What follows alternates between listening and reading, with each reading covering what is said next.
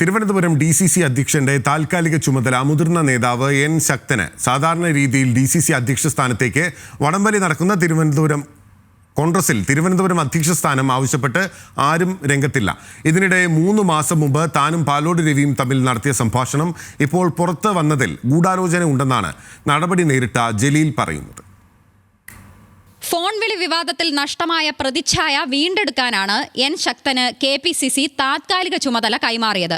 DCCയിലെ ആഭ്യന്തര പ്രശ്നപരിഹാരമാണ് പ്രധാന ചുമതല. നമ്മുടെ അഭിപ്രായ വ്യത്യാസം മാറ്റിവെച്ച് ഒറ്റക്കെട്ടായി മുൻപോട്ട് പോകണമെന്ന് പറയുന്നത് ഒരു തെറ്റായി ഞാൻ കാണുന്നില്ല. പിന്നെ കൂട്ടത്തിൽ അദ്ദേഹം ഉപയോഗിച്ചപ്പോൾ 1-2 വാക്കുകൾ ഉപയോഗിക്കാൻ പാടില്ലാത്തത് ഉപയോഗിച്ചു പോയി എന്ന് മാത്രമാണ് ഞാൻ കാണുന്നത്. ഉപയോഗിക്കുമ്പോൾ ചില വാക്കുകൾ ഒഴിവാക്കേണ്ടതായിരുന്നു. ഇതിനിടെ ഗൂഢാലോചന ആരോപിച്ച് നടപടി നേരിട്ട പ്രാദേശിക നേതാവ് ജലീൽ രംഗത്തെത്തി.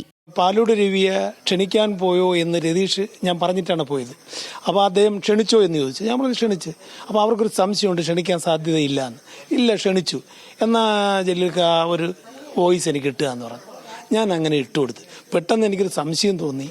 ഞാൻ ഡിലീറ്റ് ചെയ്തു. 100% അദ്ദേഹമാണ് പുറത്ത് വിട്ടത്. ഞാൻ വേറെ ആർക്കും അയച്ചിട്ടില്ല. അതുകൊണ്ട് രതീഷിനെതിരെ പോലീസ് സ്റ്റേഷനിൽ പരാതി കൊടുക്കും. കോൺഗ്രസ് എടുക്കാച്ചരക്കായി മാറുകയാണ്. ഇങ്ങനെ പോയാൽ പാർട്ടി ഉച്ചും കുത്തി വീഴും, 3ാമത് മാർക്സിസ്റ്റ് ഭരണം തുടരും എന്നായിരുന്നു പാലോട് രവിയുടെ പുറത്തുവന്ന ഫോൺ സംഭാഷണം. പുനഃസംഘടനയ്ക്ക് മുന്നോടിയായി DCC അധ്യക്ഷ സ്ഥാനത്തേക്ക് ഒരുപറ്റം നേതാക്കളുടെ പേരുകൾ ഉയരാറുണ്ടെങ്കിലും ഇത്തവണ അതില്ലെന്നത് ശ്രദ്ധേയമാണ്. മണക്കാട് സുരേഷ്, T. ശരത്ചന്ദ്ര പ്രസാദ്, മുൻ മന്ത്രി VS ശിവകുമാർ എന്നിവരുടെ പേരുകൾ സജീവമാണ്. എന്നാൽ യുവ നേതാക്കൾ ആരും അവകാശവാദവുമായി മുന്നോട്ട് വരാത്തത് ശ്രദ്ധേയമാണ്. തദ്ദേശ തെരഞ്ഞെടുപ്പിൽ തിരുവനന്തപുരം കോർപ്പറേഷൻ ഭരണം പിടിക്കുക കോൺഗ്രസിന് അത്ര എളുപ്പമല്ല. നിലവിൽ UDF ഭരിക്കുന്ന പല പഞ്ചായത്തുകളും നഷ്ടമായേക്കുമെന്നും പ്രവർത്തകർക്ക് ആശങ്കയുണ്ട്. ഈ സാഹചര്യത്തിൽ DCC അധ്യക്ഷ പദവി ഏറ്റെടുക്കുന്ന ആൾ ആദ്യം ശ്രദ്ധ കേന്ദ്രീകരിക്കേണ്ടി വരിക തദ്ദേശ തെരഞ്ഞെടുപ്പുകളിലാകും. അതിനാൽ ഈ കടമ്പ കടക്കുക അത്ര എളുപ്പമല്ലാത്തതിനാലാണ് DCCയുടെ തലപ്പത്തേക്ക് വടംവലിയില്ലാത്തത്. ജില്ലയിൽ കോൺഗ്രസിന് ഒരു MLA മാത്രമാണുള്ളത്.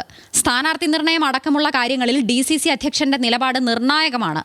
അതിനാൽ എല്ലാവരെയും ചേർത്ത് കൊണ്ടുപോകാവുന്ന ഒരു DCC അധ്യക്ഷനെ കണ്ടെത്തുക എന്നതാണ് കോൺഗ്രസിന് മുന്നിലെ വെല്ലുവിളി. ന്യൂസ് മലയാളം, തിരുവനന്തപുരം.